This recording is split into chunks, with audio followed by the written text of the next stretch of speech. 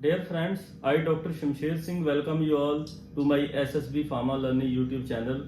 आज मैं आप लोगों के साथ डिस्कस करने जा रहा हूँ कि एडिक्शन क्या है, एडिक्शन कैसे होती है, इसके क्या क्या कॉज रहते हैं, कैसे इसको हम ट्रीट कर सकते हैं और what are the physiological mechanisms that are related to the brain. हमारे ब्रेन में कौन सी ऐसी चीजें हैं जो एडिक्शन करने के लिए, सब्सटेंस को बार बार लेने के लिए हमें हैबिचुअल बना देती है।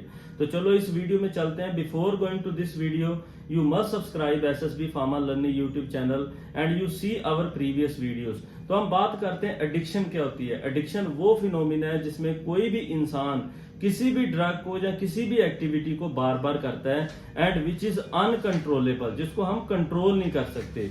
उस टाइप की जो एक्टिविटी है जिसको हम कंट्रोल नहीं कर सकते, जिसको हम बार बार करना चाहते हैं, या जिसको हम कंपल्सिव बिहेवियर कहना चाहते हैं, या जिसके बिना हम रह नहीं सकते, उसको हम एडिक्शन कहते हैं। जरूरी नहीं कि जो एडिक्शन है वो ड्रग रिलेटेड होती है, ये ड्रग के बिना भी हो सकती है। इसलिए इसको दो टाइप की कैटेगरी में डिवाइड किया गया है। एक तो सब्सटेंस रिलेटेड एडिक्शन रहती है जिसको हम केमिकल रिलेटेड कह दें या ड्रग्स रिलेटेड कह दें। एक नॉन सब्सटेंस रिलेटेड एडिक्शन भी रहती है। जो सब्सटेंस रिलेटेड एडिक्शन रहती है उसमें मैक्सिमम ड्रग्स आ जाती हैं। जैसे कि अगर आप लोगों ने देखा हो तो कुछ लोग अल्कोहल की तरफ एडिक्टिव होते हैं, कुछ लोग जो हैं वो कैफीन की तरफ एडिक्टिव होते हैं। उनको बार बार हैबिट होती है कि हमें कॉफी पीनी है, कैफीन लेनी है। या कुछ लोग ओपॉइड की तरफ एडिक्टिव होते हैं, जैसे कि वो ओपियम डेली खाना पसंद करते हैं। और कुछ लोग सेडेटिव, हिप्नोटिक, कुछ ऐसी मेडिसिन जिससे उनको क्या है जो है अच्छा फील होता है, जहाँ उनकी बॉडी रिलैक्स होती है, जहाँ उनको नींद आती है, ऐसे सब्सटेंस जो कि एल्प्राजोलम या जोलपीडेम, कुछ ऐसी ड्रग्स मार्केट में अवेलेबल हैं जो लेना पसंद करते हैं। जहाँ उसके बिना कैनाबिस जो भांग पीते हैं, सीएनएस स्टिमुलेंट लेते हैं, तंबाकू खाते हैं, जहाँ स्मोकिंग करते हैं, जहाँ कोकेन का यूज करते हैं। ये जो सब्सटेंस मैंने आपको बताए, ये अगर आप बार बार लेते हो for continuous for more than 7 days up to 10 days, तो ये आपकी बॉडी में कंटिन्यूस जो है वो एंटर कर जाते हैं, आपके ब्लड में पाए जाते हैं और वो जो पर्सन है वो एडिक्टिव हो जाता है। दूसरी अगर मैं बात करूं तो वो आ जाते हैं नॉन एडिक्टिव सब्सटेंस। वो कहीं एडिक्शन नहीं करते बट कुछ ऐसी चीजें हैं जो कि एडिक्टिव के लिए रिस्पॉन्सिबल है। जैसे कुछ लोगों को बार बार खाने की आदत होती है, तो eating is also one of the addictive disorder. उसके बाद एक्सरसाइज सुबह शाम करते हैं, ओवर एक्सरसाइज करते हैं, जहाँ स्विमिंग करते हैं, जहाँ साइकिलिंग करते हैं, जहाँ जिनको कुछ सेक्सुअल एक्टिविटी करने की हैबिट होती है, जहाँ वीडियो गेमिंग करते हैं, ऐसे जो लोग रहते हैं वो नॉन सब्सटेंस एडिक्टिव में पाए जाते हैं। अब मैं आपको बताने जा रहा हूं कि there are some societies in the America, European societies are there. उन्होंने ऐसा देखा है कि काफी ऐसे लोग हैं from starting from the young generation up to the end, up to the 70 year of life, वो कहीं ना कहीं किसी एक्टिविटी से एडिक्टिव है। अगर मैं आपको सिंपली अमेरिका और इंडिया का डाटा बताऊं तो अमेरिका में more than 50% of the population is consuming cannabis. वो कैनाबिस का कंजम्पशन करते हैं। 14 to 15% अमेरिकन लोग जो हैं और उसमें पाए जाने वाले जो लोग हैं वो कोकेन का कंजम्पशन करते हैं।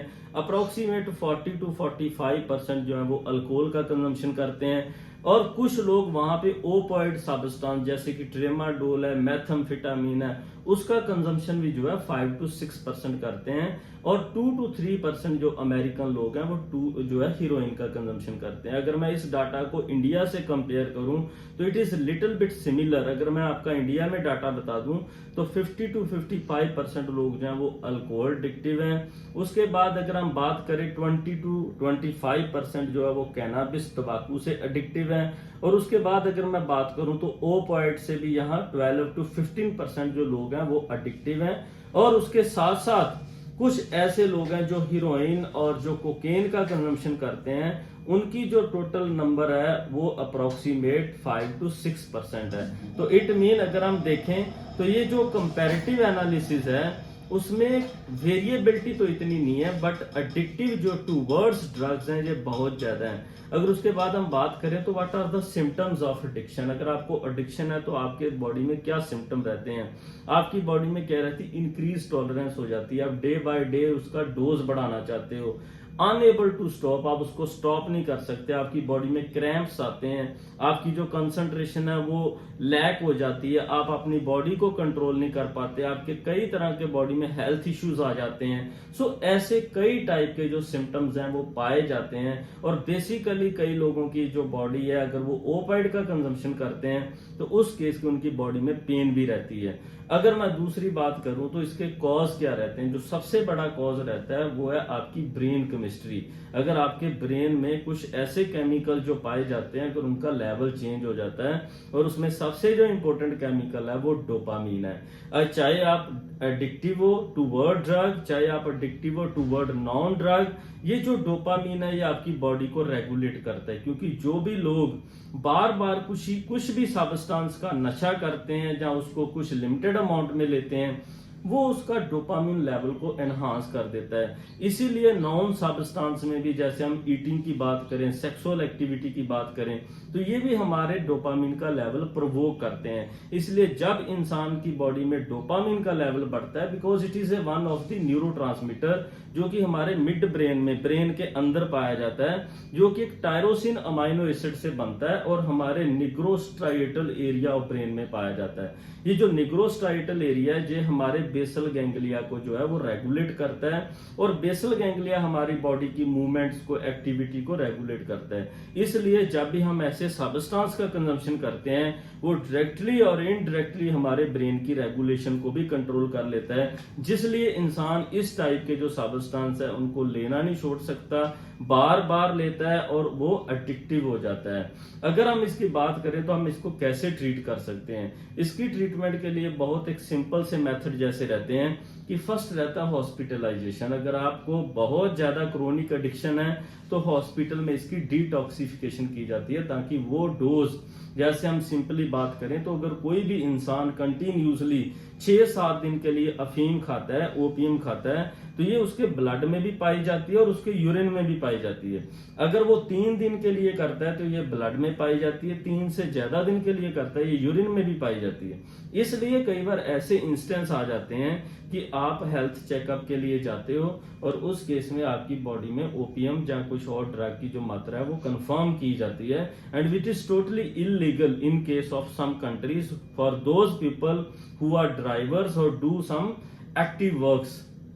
दूसरी बात आ जाती है विथड्रॉल ट्रीटमेंट। उसमें कुछ हम अदर सब्सटेंस देते हैं, उसकी डोज को वेरिएबल करते हैं। तो ये जो सब्सटेंस हैं वो विथड्रॉल के लिए यूज किए जाते हैं। और थर्ड आ जाता है रिहेबिलिटेशन। हम उसको कहीं ऐसी रिहेबिलिटेट करें कि वो उसका कंजम्पशन जो है वो कम कर दे, उसको अच्छे एरिया में ले जाएं, सेफ एरिया में ले जाएं, और उसको कहीं ना कहीं हम हिली एरिया में, कहीं ना कहीं उसका जो मूड है उसको हम रेगुलेट कर पाएं।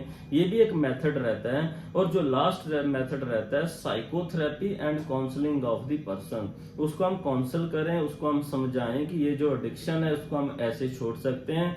अगर जैसे हम सिंपल एक एग्जांपल दें तो कई बार कुछ लोगों को सुबह और शाम सिगरेट पीने की हैबिट होती है, अगर उसकी जगह वो चॉकलेट खा लें तो अपनी हैबिट को चेंज कर सकते हैं। तो ये मैंने आपको आज बताया कि एडिक्शन क्या होती है, इसके क्या मैकेनिज्म रहते हैं और इसको कैसे ट्रीट कर सकते हैं। Hope you will like this video, share this video and subscribe our SSB Pharma Learning YouTube channel. You are welcome. Thank you very much.